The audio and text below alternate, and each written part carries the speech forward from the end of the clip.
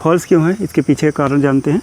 तो वहाँ पे जो लिखा है p + q का होल स्क्वायर, तो ऐसे में याद होगा फार्मूला a + b का होल स्क्वायर, है ना। ऐसे होता है तो लिखा जाता है a² + b² प्लस का 2ab, याद है ना। तो इसमें क्या है, 3 टर्म आते हैं। जब a + b का होल स्क्वायर होता है तो 3 टर्म आते हैं, जबकि यहाँ देखो p + q का होल स्क्वायर है तो यहाँ केवल p² + q² लिख दिया गया, है ना। जबकि यहाँ पे प्लस का 2pq होना चाहिए था, तो इसलिए ये फॉल्स है।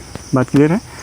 सेकंड क्वेश्चन पे आते हैं। यहाँ लिखा है स्क्वायर रूट के अंदर ab और इक्वल टू लिखा है स्क्वायर रूट के अंदर a, स्क्वायर रूट के अंदर b, ठीक है। अब इसका आंसर भी आप लोग कमेंट कर सकते हैं, है ना। वैसे हम यहाँ पे लिख रहे हैं कि ये जो है ये ट्रू है ना। कारण क्या होगा इसका ट्रू होने का, तो यहाँ पे स्क्वायर रूट के अंदर जो a b लिखा है ना, ऐसे इसको हम चाहें तो ऐसे स्क्वायर रूट के अंदर ही a × b लिख सकते, बात तो वही है, चाहे ऐसे लिखो चाहे ऐसे, है ना।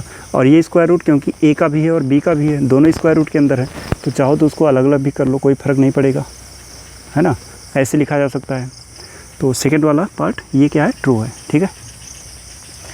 इसके बाद वाले में आते हैं। यहाँ पे देखो स्क्वायर रूट के अंदर a² + b² है और इक्वल टू लिखा है a + b।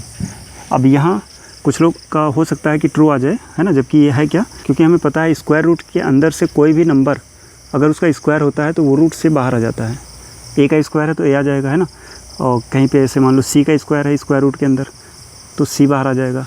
या कि ये भी जानते होंगे स्क्वायर रूट 25 है, यानी कि ये स्क्वायर रूट के अंदर 5 का स्क्वायर है तो 5 बाहर आ जाता है ना।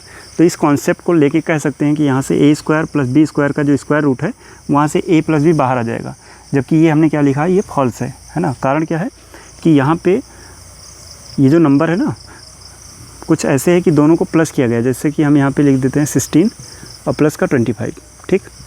अब इसको हम कहेंगे कि ये 16 तो 4 का स्क्वायर है और 25 5 का स्क्वायर है,